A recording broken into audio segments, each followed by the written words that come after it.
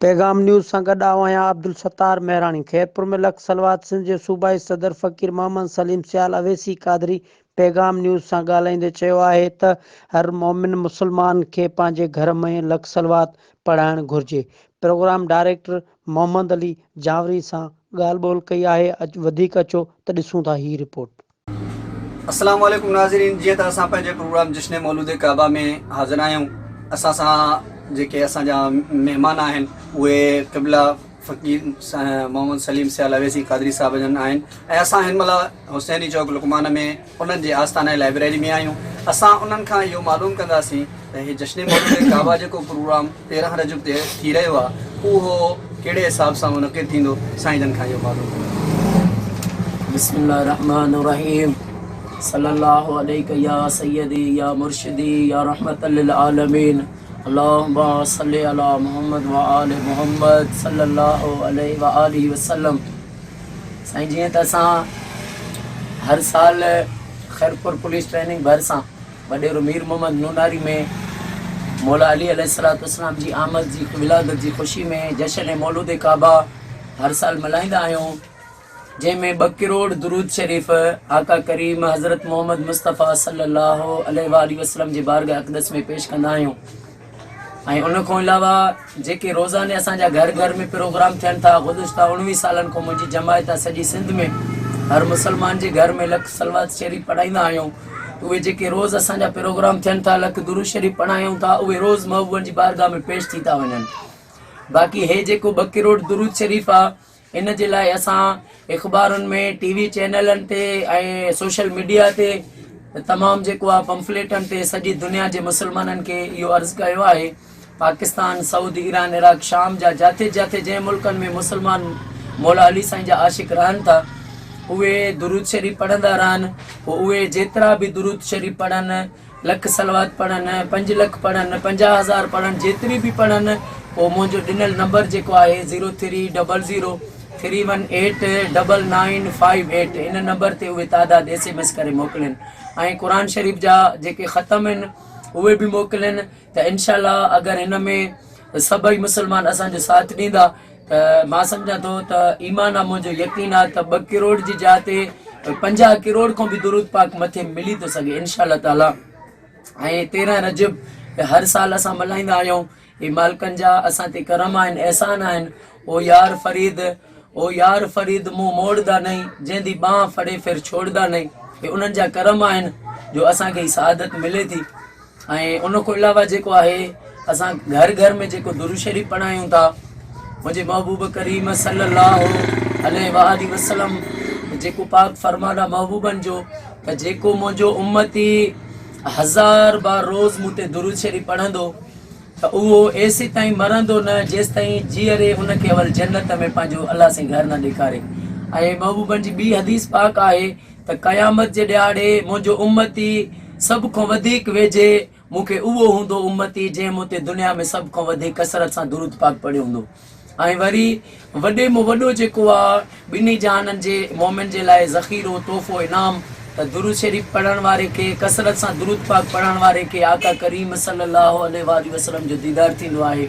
त असां चाहियूं था त सॼी दुनिया जे मुसलमाननि जे घरनि में लख दुरूद शरीफ़ थिए ऐं उन सां सॼे मुल्क जे लाइ पोइ दुआ थींदी आहे, वतन पाकिस्तान जी दुआ थींदी आहे। ॻाल्हि कटियां थो हिकिड़ी ईअं त हाणे लख सलवात दुरूद शरीफ़ जा दुरूद पाक जो कोई बि इनकारी कोन्हे, छो त अल्लाह पाक पाण क़ुरान पाक में फरमायो आहे इन्ना अल्लाह व मलाइकतहू युसल्लूना अलन नबी या अय्युहल्लज़ीना आमनू सल्लू अलैहि वसल्लिमू तस्लीमा। अल्लाह पाण पाक फरमाए थो त आउं बि पंहिंजे पैगम्बर ते दुरूद रहमत मोकिलींदो आहियां।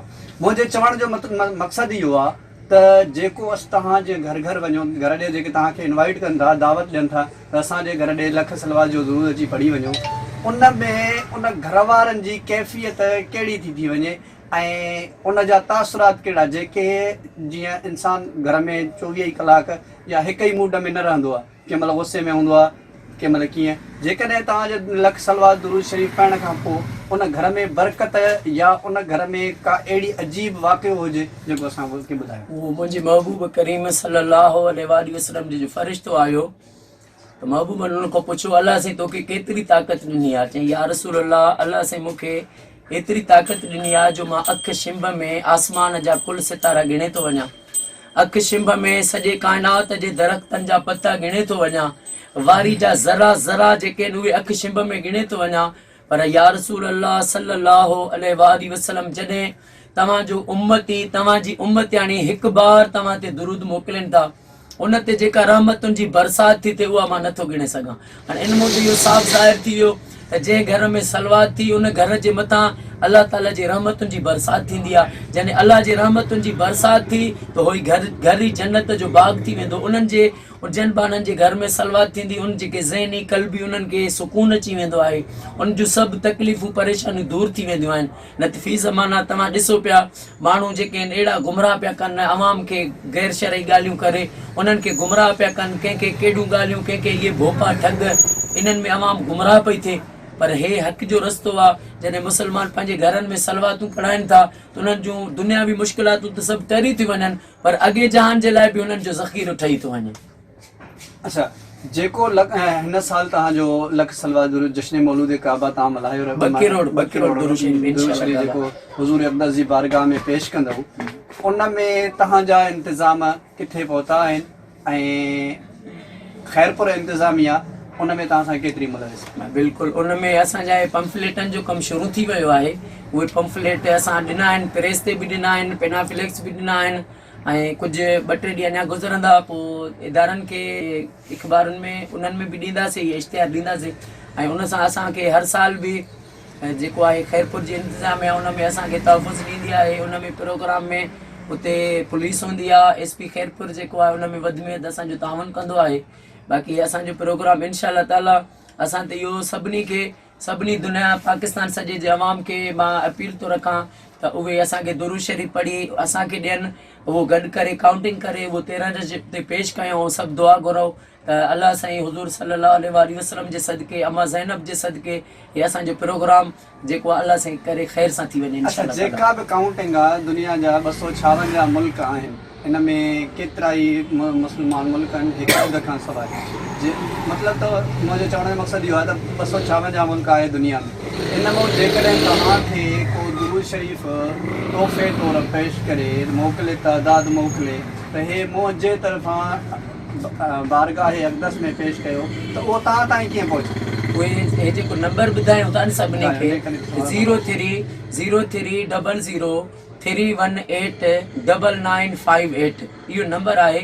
इन ते हू पंहिंजो जेको SMS करे उहे दुरूद शरीफ़ जो तादाद लिखी मोकिलनि ऐं उन में पंहिंजो नालो लिखी छॾनि।